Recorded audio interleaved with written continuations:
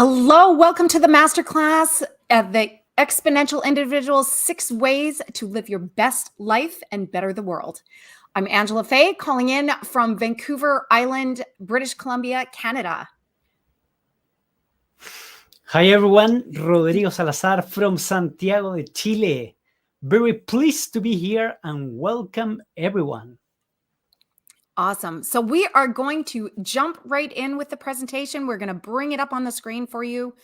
If you have comments, if you can share where you're joining us from, that would be awesome.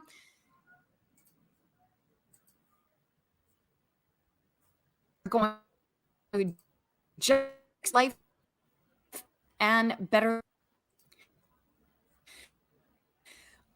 As a pro, I think we want to say that if you don't want to proceed on this webinar, if you fit any of these profiles. So if you are a lone wolf, you really choose to work alone whenever possible, you are controlling or overbearing, you're not a people person. In fact, you kind of really don't like them.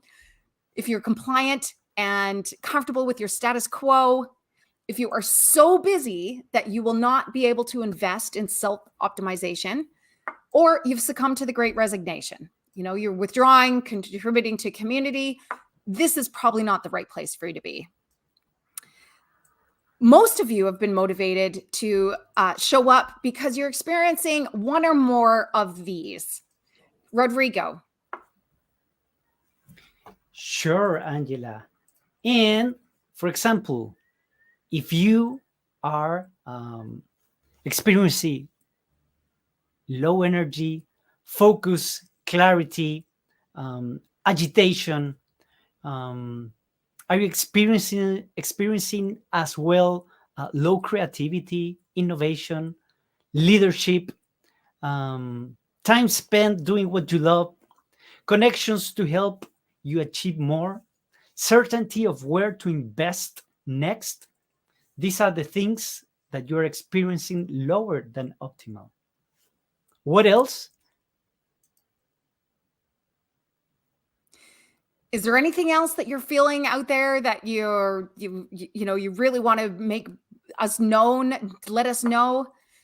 Our goal is to actually come out of this and kick off your journey of feeling every day energized, feeling that roadblocks are disappearing, minimal anxiety, stress, fear, or frustration, value and values. I have a little speaker that's lost. Rodrigo, 1 second. I have somebody that's urgently saying, is there a link to the webinar? So they missed out 1 second. I'm going to find that for him. Don't worry. Meanwhile, let me tell everyone that today, this is the masterclass that it's called 6 Ways to Live Your Best Life and Better the World. We are going to be talking with Angela from FutureBuild, EXI, and Rodrigo, who is speaking right now, from Searching Insights Consulting. Are we ready once again, Angela, to proceed? I believe so. I'm just looking. It should be going live. Okay, I'm just going to jump back in. Let's talk about being an exponential individual, because Rodrigo and I both are part of the EXI initiative. And we'll talk a little bit about that. But for us, what does it mean to be an exponential individual? These are just some of the attributes. Rodrigo, would you like to read them out? I can read them out. So, what is an exponential individual? For us, it is someone that is feel aligned on your life purpose. And we're going to speak a little bit further in a couple of moments. What is the purpose? You have spent 89% awake time in a positive mindset. People describe you as open-minded, learned, and curious. Are you one of those people? You understand the basics of exponential growth. Angela is going to talk about that as well. You are initially collaborative. You live and work in community. For 10x more agile and resilient than others, you're actively transforming the world for a better future. And you have willingness to teach, share, and empower others to be an exponential individual. So we're going to jump into the 6 ways. It sounds wonderful, and but we've identified 6 key ways that you can actually progress to becoming an exponential individual. The first is uncovering and defining your purpose. So what does that mean? First of all, we talk about a massively transformative purpose. And this is something that is uniquely yours. It completely inspires you. It is neither too narrow or technology specific. It's aimed at the heart, and you can declare it with sincerity and confidence. So why start with purpose? There's lots of reasons why you want to start with purpose, but you also want to enroll people in your purpose. It is transformative and it inspires you too. Here are just 3 sample massively transformative purposes. So some of you may or may not know Peter Diamandis. He is founder of the X Prize, and his transformative purpose is inspiring and guiding humanity on and off the earth. So it's pretty bold, and we're loving it right now. We also put on both mine and Rodrigo's for your information. Our goal is to help you actually work through and develop your own MTP. My suggestion is this is not something that we're actually going to do in this workshop. We have a workbook for you. So we have worksheets. You can also replay this masterclass to get some tips and advice or to rewatch it later. But in the workbook, there are worksheets that ask you all of the right compelling questions in order to help uncover your own. And if you stay till we're going to post a link to the workbook at the end so that you can focus on the content right now. The second way is to think big and explore grand challenges and opportunities. So what do we mean? What are some of the grand challenges? You don't have to necessarily believe in these sort of movements, but you definitely have to be aware of them and know that this is what a lot of entrepreneurs and the big thinkers of the world are contributing to. And so it starts with, again, we've got your tip sheet, right? In the workbook. So we've got the top 10 list of where to start will be in the workbook. It talks about these and but even a few more details. So we would challenge you to explore these for the first time if you've never done it, right? So if you haven't Googled or searched in your browser the fourth industrial revolution, the 6 Ds of exponential growth, just a few of the things on the list, we challenge you to do that for the first time.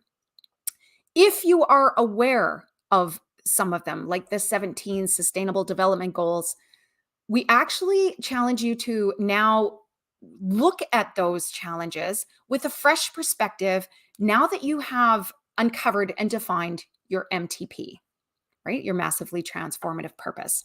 So if you are, in healing or coaching or consulting, or you're, in manufacturing, and you want to be making sure that you are making products and offering services and professional solutions that are purpose driven.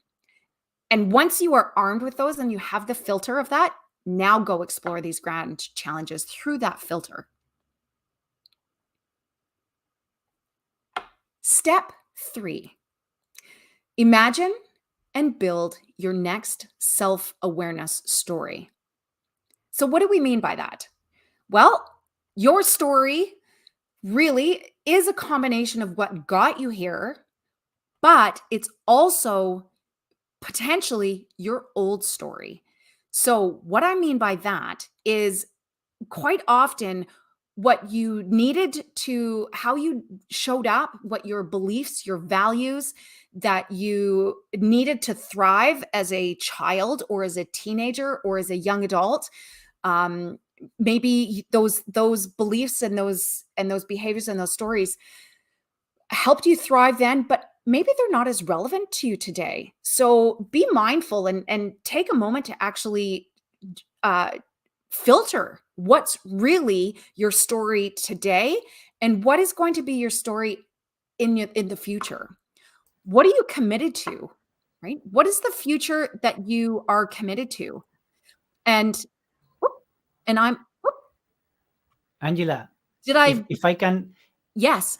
if I can just mention something regarding your story, I do believe that everyone, you and me, and all of the ones that are going to be watching this later, have a different story to tell, and the experiences that they have gained during their lives, it's something that it's be very particular and unique from everyone, and that's why it's very important to share that as well.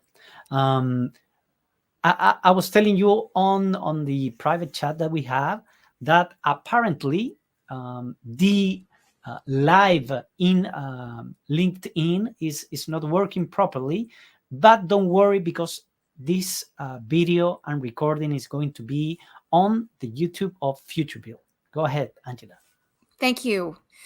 So, and I'm going to jump in again. So, we have a homework assignment for you. So, your new story challenge, right, is write down your answers to the questions on the previous slide. And I think it's important to remind everybody that as you consider the future, whatever you focus on, positively or negatively, gains traction.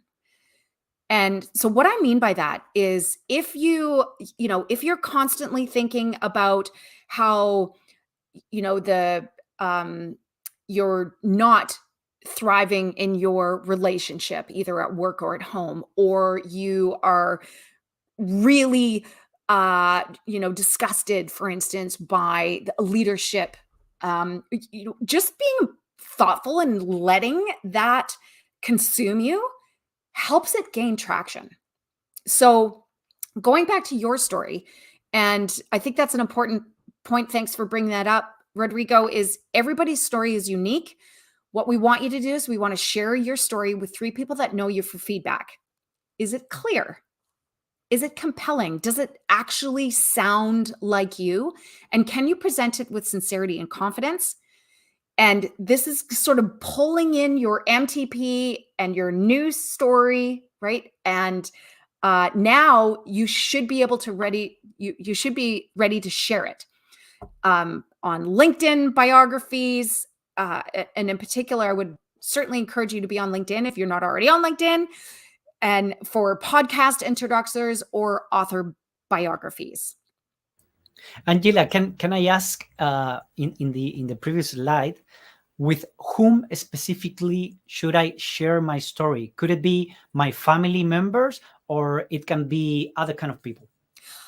You know what? Great question, Rodrigo. I would tend to pick 3 different type of people. So maybe pick, I'd avoid the mom because the mom's always going to say, "Oh yes, that's lovely," and sort of unconditionally support you. Or pick somebody who is not going to unconditionally support you. Actually, ask them for constructive criticism on your story. So a family member, perhaps pick a colleague, and I would pick somebody that you want to have a stronger relationship with in the future and bounce it off them.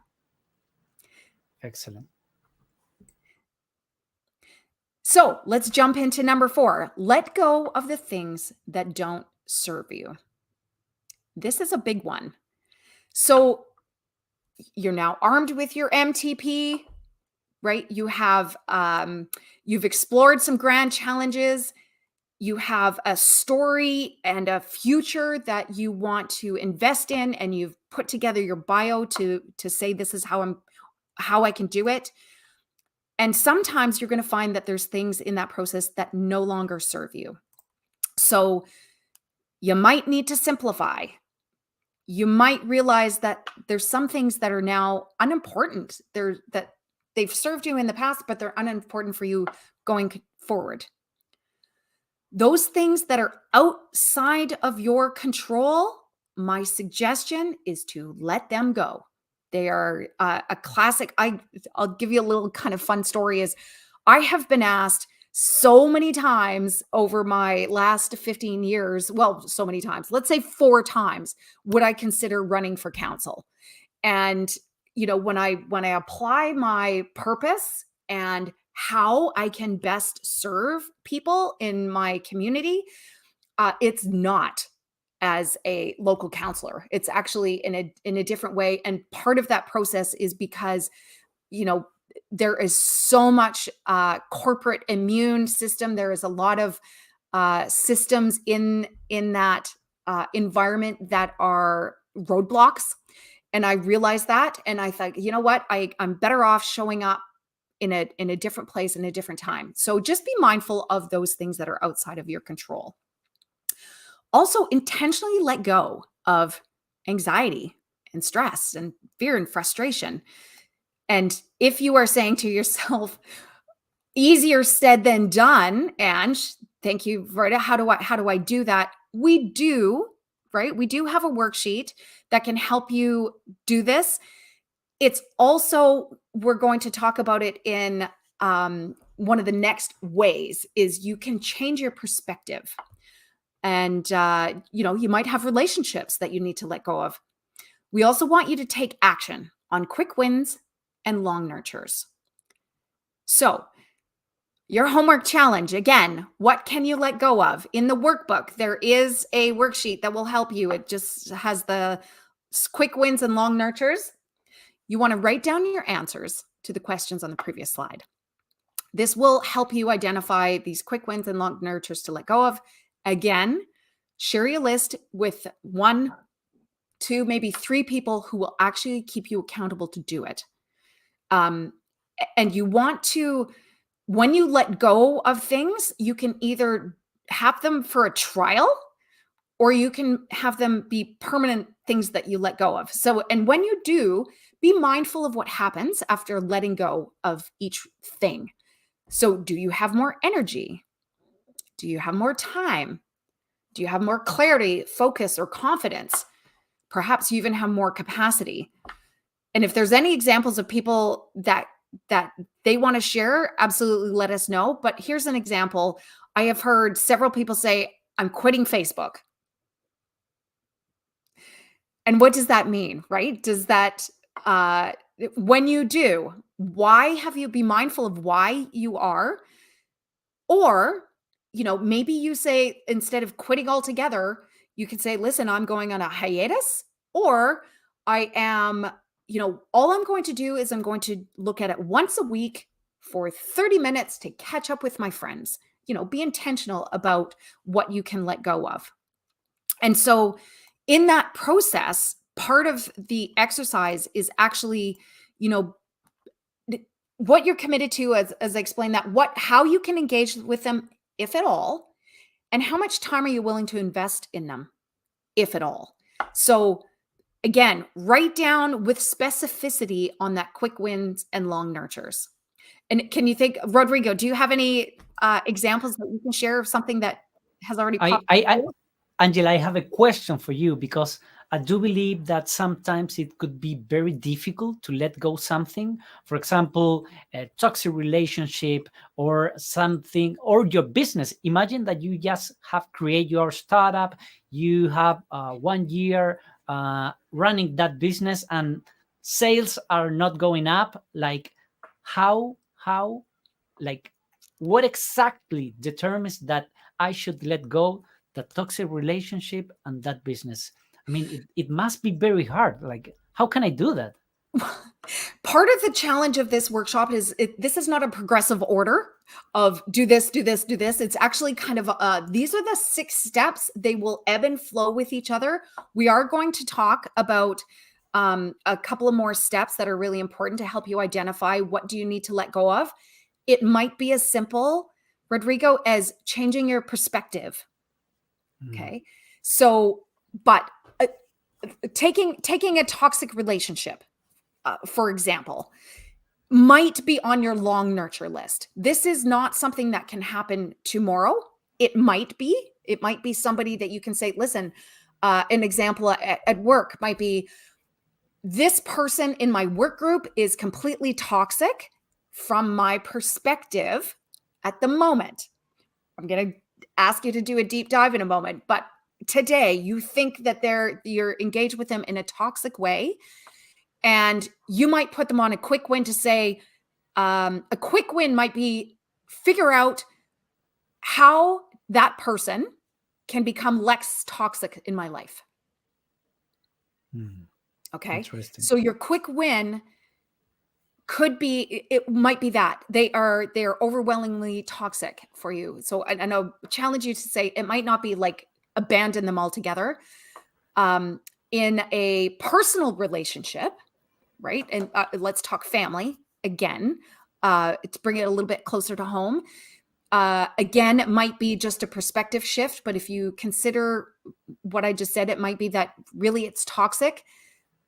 I'm going to challenge you to consider, go back to the last slide, that whatever you put out and whatever you focus on, positively or negatively, gets traction. So if you have decided that somebody in your life, in your world, is toxic, okay, you're giving traction to that. You are going to see and filter and see more of their toxicity. If you change your perspective, which we're going to talk about a little bit later, that might be a quick. So again, the quick win or the long nurture might be, instead of how do I get rid of this person, how do I get rid of the toxicity? That's what you're trying to let go of. Does that make sense? Totally. Okay. Awesome. Fifth way is invest in a purpose-driven community. So what do we mean by that? Okay. We are talking about, now you might find and invest in a new physical or digital community.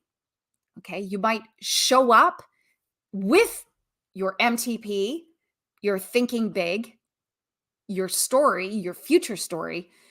And you're going to show up now because you've let go of some things, right? And that don't serve you anymore. And you're going to show up with greater energy and clarity of how you can help. So the third step there is now consider where you have or want to have the influence to lead your community to be more purpose-driven. So, homework challenge, again, invest in purpose-driven communities. First steps, we talk about, again, we have a worksheet in the workbook, so you don't have to write everything down, but I'm just suggesting there's some tips in there, how to find them. So physical places, literally find them, explore them, be mindful, take note next time you go into a physical space, and be aware of the business or the business owner's purpose. Ask them, hey, why you own a coffee shop, or you own a co-working space, or you own this hotel?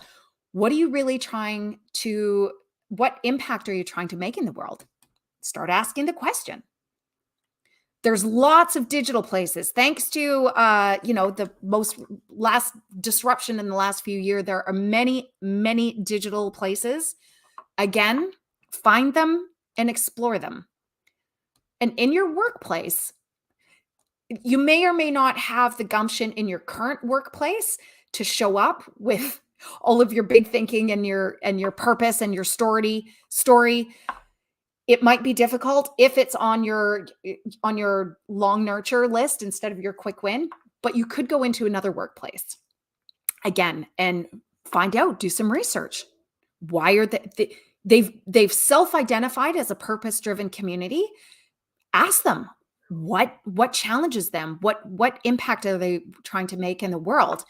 And so you'll find that the people in these purpose-driven communities feel and love their communities because they feel like they're working on, they're focusing all their energy and their attention and their efforts on bettering the world.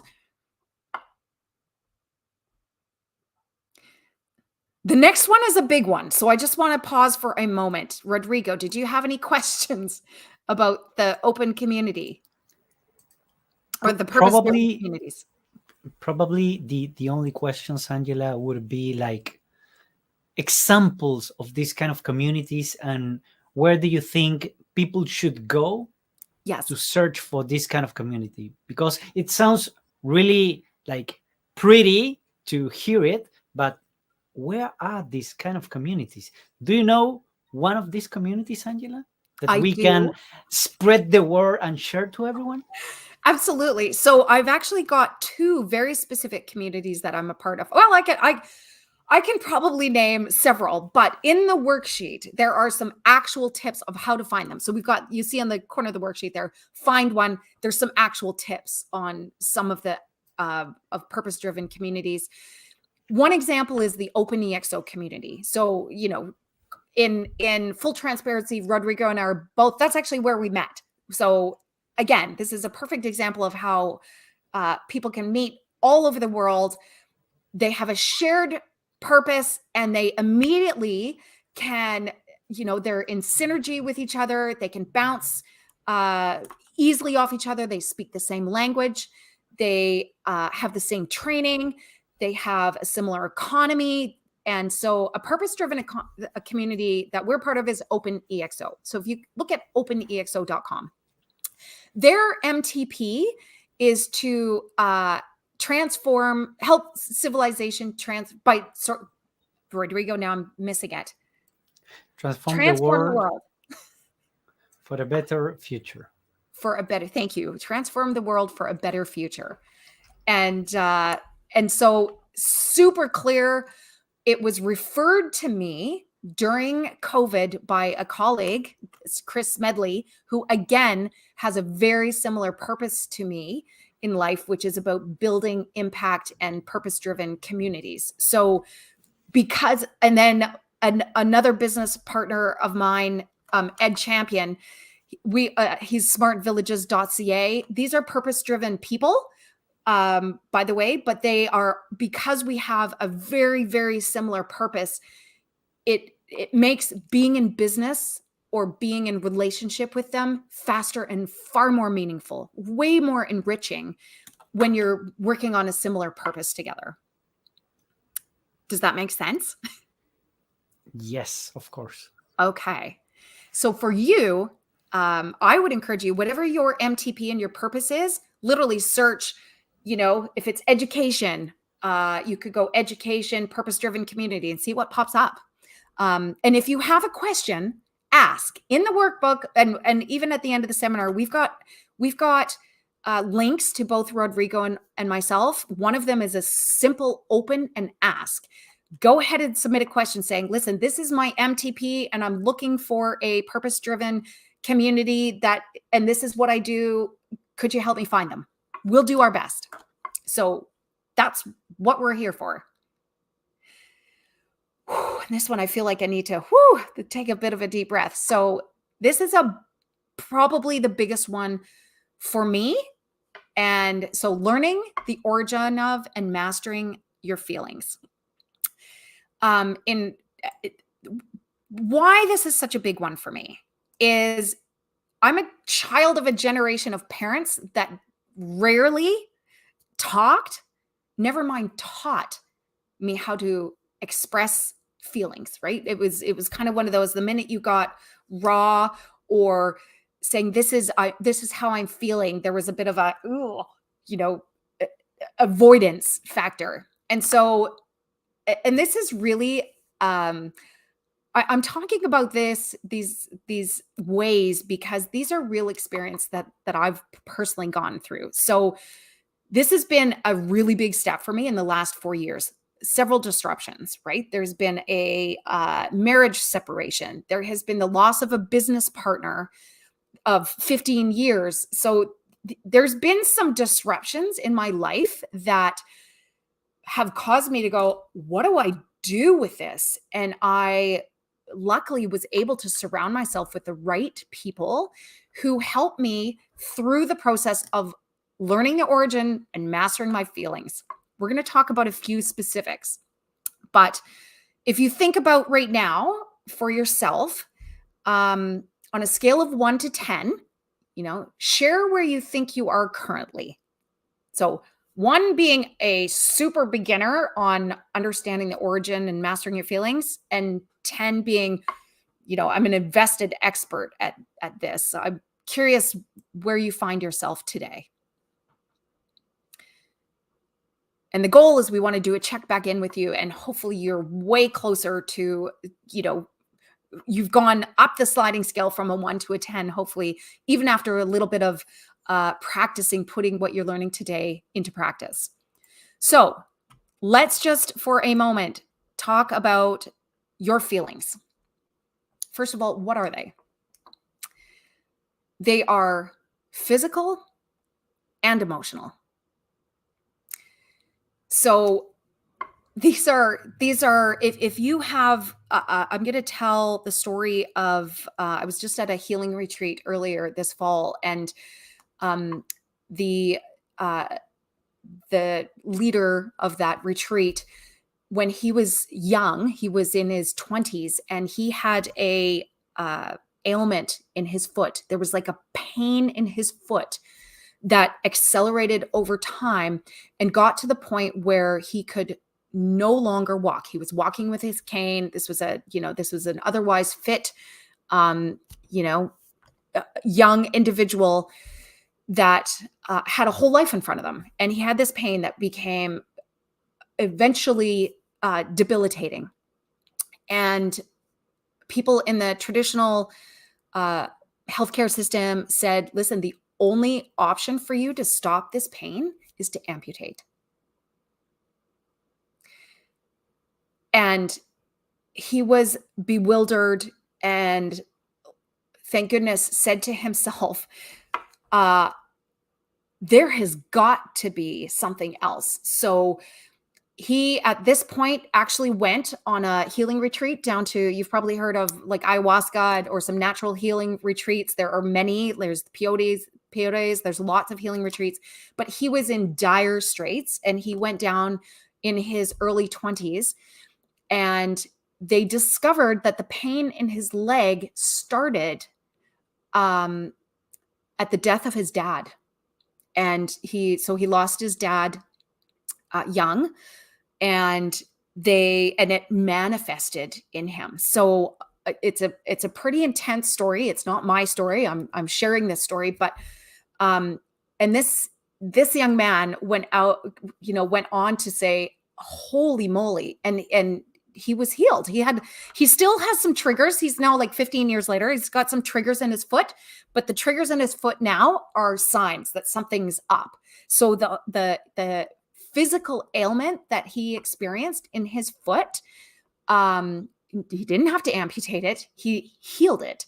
So, but he had to learn the origin of it. He needed help to find the origin of it.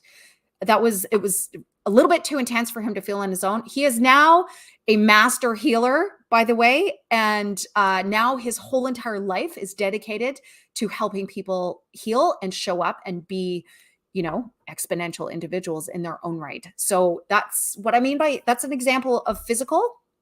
I think emotional, you probably have a pretty good awareness, right? These are the emotions that we're all aware of.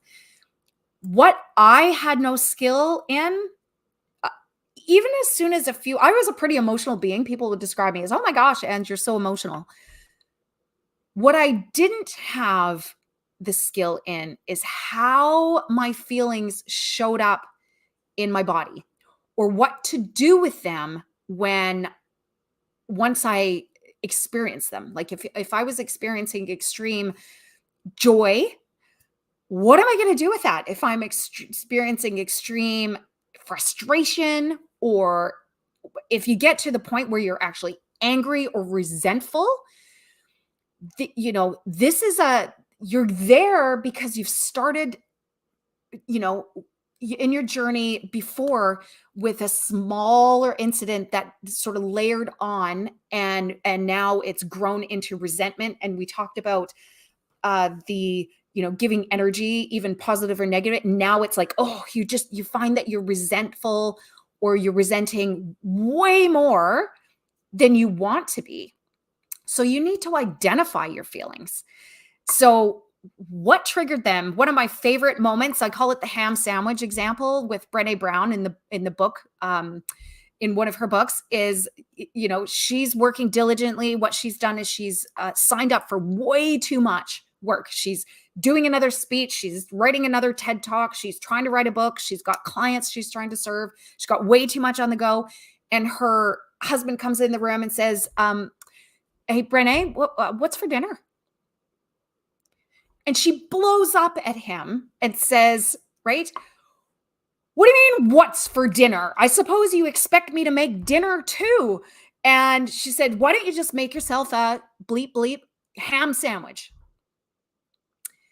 Now, her husband in the moment was aware enough and, caring enough and nurturing enough to go, I'm not sure what that was, but that's not Brené. I don't know what's going on here. So he stepped away and went and made herself sandwiches and a sandwich, right? And came back later. And as they're talking, she said, why did you ask me that? And he said, because I was hungry. And I just wondered if you had started dinner so that I didn't overstep the mark, if you had something in your mind that you wanted to cook for dinner. So he was asking the question, first of all, because he felt physically hungry, and he was looking at it from an emotional point of view and going, oh, I don't want to, overstep the mark here with Brené. And so, and she went, oh my gosh, I'm so sorry. Right. And suddenly what seemed like conflict dissolved. Roadblocks out of the way. So that's just a good story and an example. I encourage you to acknowledge your feelings. They support you. They are showing you. They are presenting to you. I can turn my light on here. They're presenting something to you that they want you to be mindful of and figure it out. I want you to work them out. Be curious and invest in discovering the messages your feelings are presenting to you. So I want, literally work them out.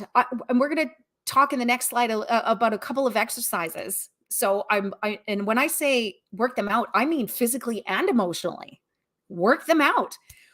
And I want you to consider using experience and stories to give you confidence about how you can release, how you can express your feelings. I want you to actively rehearse getting them out. Because if, like me, you have no training, or you haven't had a safe environment to be fully expressive in the past, it's going to take work to practice this. So give yourself credit. You're showing up here, you're doing the work.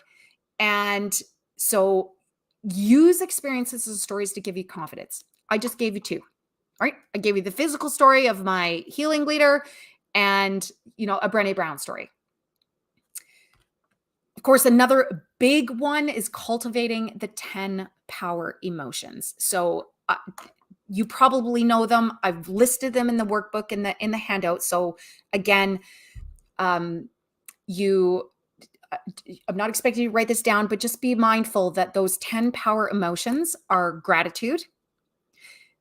And I don't want to give lip service to these. Because we all see posts in social media, we all hear people say you should practice gratitude.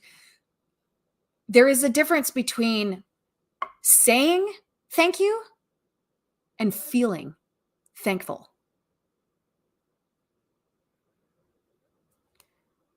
The other power emotions are passion. Showing up passionately is important. Love. hunger. You want to be hungry to express. Next, somewhat related to hunger is curiosity. You also need to engage and enroll with flexibility, cheerfulness, vitality, and a sense of contribution. Those are the 10 power emotions taken entirely from Tony Robbins and many other sources. But as Rodrigo and I talked about, these are powerful emotions that an exponential individual feels like at least 80% of the day, your waking time. Chances are it even follows them into sleep. And these, when you can show up with those 10 power emotions most of the time, you will honestly live your best life and better the world. So there are 2 exercises that I want you to consider, not in the workshop. We're not going to take the time to do it now, but I just want you to, I want to talk you through a couple of exercises. So one, it's a super basic theta healing exercise. These are things that I learned, that I've practiced myself. One is touching a place on your body, literally touching the place on your body where you feel. So next time you have an emotion where you're feeling, say, frustration or anger, or, I think I called my girlfriend and said, okay, I'm feeling anxious, Tina. Like I don't even know what it means. I need your help. And she said, Ange, I can't get to you today, but I've got you. I got you at 4:00 after work tomorrow. Let's get together. And I'm like, okay, can I bottle up that anxiousness until then? Absolutely. Boom. So I show up the next day and Tina says, okay, let's do this. Let's work out your anxiety. And I said, I'm not feeling so anxious today. So it's really not that big of a deal. And she walked me through these 2 exercises. So one, she made me put my hand physically on the place on my body. Sometimes it's your stomach. Sometimes it's tension in your upper body, your shoulder. Sometimes it's your heart. Sometimes, it's a pulsing in your leg. Wherever you feel something, literally put your hand out. And if you can have someone prompt you to say more, feel more, right? While you're doing this, even better, but express how you feel, describe it, talk it out, feel it out. The experience that I had in that when I was experiencing anxiety is I started sort of my shoulder, and this happened, real life happened with my girlfriends, and there were 4 or 5 other girls in the room. And so they watched with awe and amazement what happened. I'd never done this before. So this was a brand new exercise for me. But so I put it on my shoulder and my chest and I said, okay, now what? I'm feeling anxious. She goes, okay, what's happening there? Right. And I'm closing my eyes. I'm like, I don't know. I have no idea. No idea. Let's talk it out. Well, there was a trigger the other day. This happened. How did you feel when that happened? And I went, oh God, I felt out of control. I felt frustrated. I felt I wasn't I was not getting the love that I wanted. There was all kinds of things that got on. And I said, and she dug deeper. She said, oh, now that you've identified the anxiousness and where it came from, what happened next? And she said, be mindful. What happened next? And I physically felt a tension relief in my shoulder. And I said, oh, weird. Now I'm kind of feeling a little bit sick to my stomach. Describe it. Feel it. And I went, oh, it's like a sense of dread, actually. So it went from anxiety to dread. And wow, I wasn't expecting that. What am I dreading? Holy moly. Now what? It moved. As I expressed it, I was very clear on what the dread was. It's an intense experience, by the way, but I was like, oh, dread. It made me realize that I was a little bit fearful of somebody's behavior. And what happened next is it went to my heart and I just started flooding with tears. And everybody in the room just watched and was silent. And And she said, "What are you feeling now?" And I said, "Sadness, just sadness, because I can't do anything to help this person that I love so much." Boom. It helped me put that person on my quick win to let go of list. I could not be in relationship with that person because there was nothing that I could do. There was no way for me to control the circumstance. So I put them on my quick win, let go of list. That's just one example. One other example that Tina said is it actually, she said, "Okay, you're feeling anxious, you're feeling frustrated. Now we're a day later. Now what, Ange?" I said, "Well, again, I'm not feeling that anxious." And we were outside in down at the harbor front in Nanaimo, and she picked up some rocks and she put them literally put them in my hand and said, "Okay, throw rocks." Now, if you're anything like me, I kind of went, "Really? Like, throw rocks?" And she said, "Yeah, we're standing at the waterfront. Throw some rocks against that wall or out into the water. Just throw rocks." And I went, "Okay." So I, took the littlest rock and I lobbed it into the water. And I sort of thought, this is ridiculous. What am I doing here? And she goes, "Yeah. So now be mindful. What were you thinking about yesterday when you were anxious?" I'm like, "Oh, that." Boom. So I have these rocks in my hand. I'm like, "Oh, that." Right. Boom. Brought me back into focus. And I started hucking rocks. By the end of it, it was hilarious, Rodrigo. I know I'm talking a lot, but I just wanted to share these experience of what it's like to work out feelings by the end of it, I am throwing rocks like I am a superstar baseball player. And and the security guard down is looking at us like, I think I just need to watch and make sure, let them work that out. I'm not going anywhere near that. And at the end, I was exhausted. And we took a moment and we went up and sat on the grass on a little hilly knoll. And she said to me, "So the thing that was stressing you out, that was causing you anxiety, how do you feel about it now?" I said, "Well, now that I've got past all the emotions related to it, it was as simple as, wow, I know what I need to do."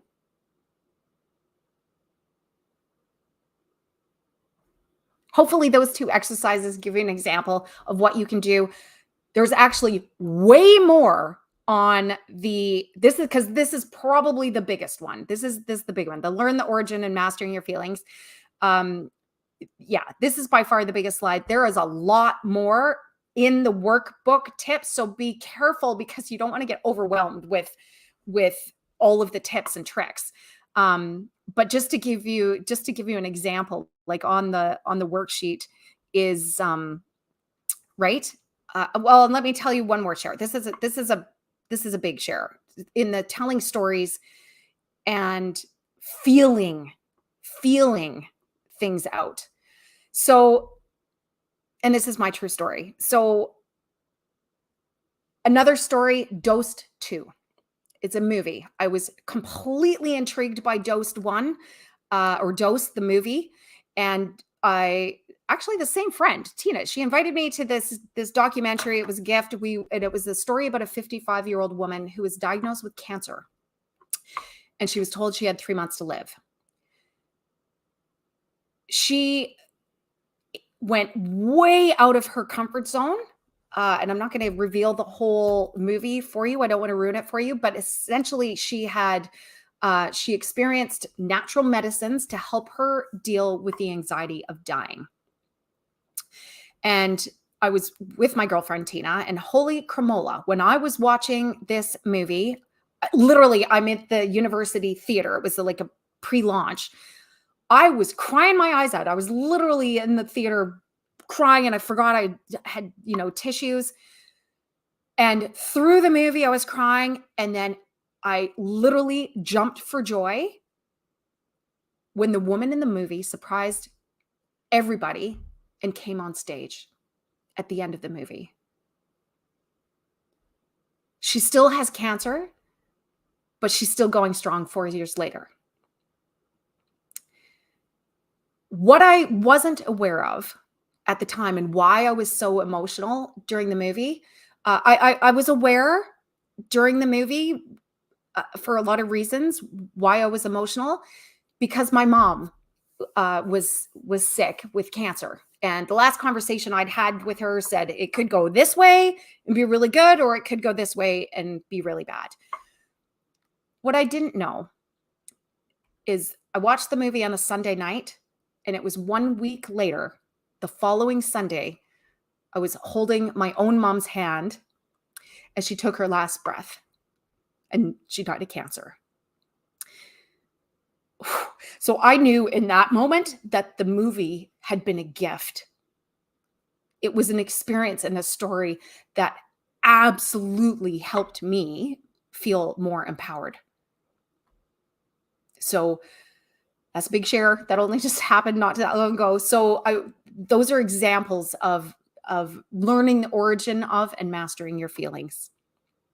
On the worksheet, there's several other things like considering your brain waves, doing more of an activity when you're in flow and being mindful of the thoughts and the ideas that come out when you're in that flow. Amazing. There's science behind it and much more. So I encourage you actively to go download the worksheet afterwards and literally practice some of these activities. Angela? Yes. Thank you. Thank you for being so honest, so open, so real with everyone and sharing your own stories. It's really, really brave on you to share these kind of things with everyone. So there you have it, like real people doing great things, sharing emotions in real time with you guys. That was really amazing, Angela. So, and Rodrigo, thank you for acknowledging. I do love working with you. One thing that both Rodrigo and I are both members of is the EXI initiative. So there is a little bonus here. In the workbook, we don't have time today to go into it in great detail, but we have a playbook, a masterclass, we have sprints, we have different solutions, and in there is an invitation to look at our book, Exponential, how to become an exponential individual. There is a game with habits and steps that you can do every day with guidance and fun, and you can earn some rewards. It's a lot of fun. So, and here are the contact details for both Rodrigo and myself. And of course, one significant advantage that Rodrigo has over me is that he speaks Spanish. So he can support you in your journey to living your best life and bettering the world in 2 languages. And before we go, there is a lot of homework. There was a lot of content today. And there is a number of you that will jump into that workbook or replay this workshop or this masterclass, and you'll be able to do the work yourself. And that is what we hope, and that is what we aspire for you. However, there will be some people that want some support, that need some support, and want to take this to the next level, either for themselves or for a group of their clients or their colleagues or people in their associations. So I just wanted to offer you 2 possible pathways forward from my perspective. And at Futureville, right, we are imagining and building places worth living for. So we have 2 offers for you. And I'm just going to jump in. So the next slide, can I get to that?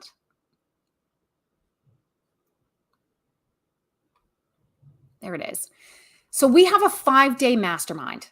This is an all-inclusive, I call it the Purpose Accelerator trip. We go to an amazing destination.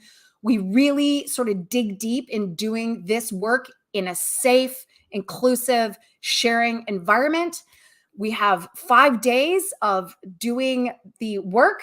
The work of defining and uncovering your MTP is something that you need to do. It's a prerequisite.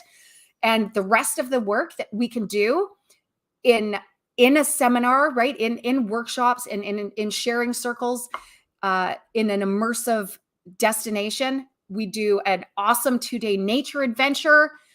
If you're joining us in that destination, you have the option to do an extra week upgrade, stay for 2 weeks. At the end of the mastermind, you will leave being absolutely confident and clear, and you know what you're going to be, and you've got a team of people who are going to keep you accountable to letting go of some things, mastering your emotions, and there'll be lots of other opportunities for value-added perks and incentives down the line. The 12-week sprint really is intended for entrepreneurs. So this is where we do the full mastermind experience. We get to know people. So we intentionally bring together 10 purpose-driven entrepreneurs, and you get 11 more weeks of coaching and training. What we do is we do a profit accelerator. So we design, launch, and sell a new purpose-driven experience. So we develop a high-ticket item for you to offer your existing clients or your ideal new clients, and we take them through a transformation process. So it's a transformation experience. The third is, and we literally get you to launch that offer before the end of the sprint. So let's just say you have a $4,000 offer or a $20,000 offer. You will be selling that and getting out the door and actually, finding out what people want, bouncing it off people, and ideally hosting your first transformation experience by the end of the 12 weeks. So that's why we call it a profit accelerator, because the whole idea is that you are actually looking to earn, minimum 15, 20,000 new profits each month with this new transformation experience.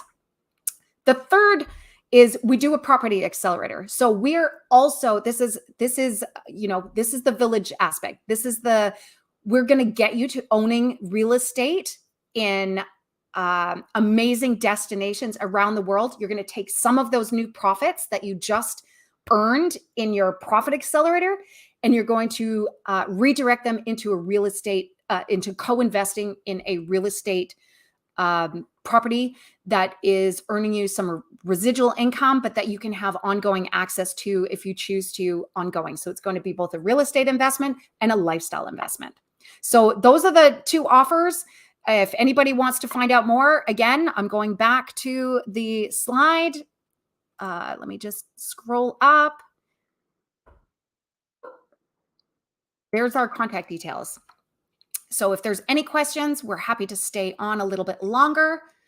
Otherwise, on my behalf, thank you so much for joining on this masterclass. We'd love to get your feedback and how it can be improved, or if you want to host this for an audience, we absolutely can customize a little bit, and we can also deliver it like this with another coach or consultant host. Rodrigo? Thank you, everyone. It was an amazing masterclass led by Angela. And if you have any questions, our contact details are on that slide. Take note, a screenshot, and we will wait for your questions. Thank you very much.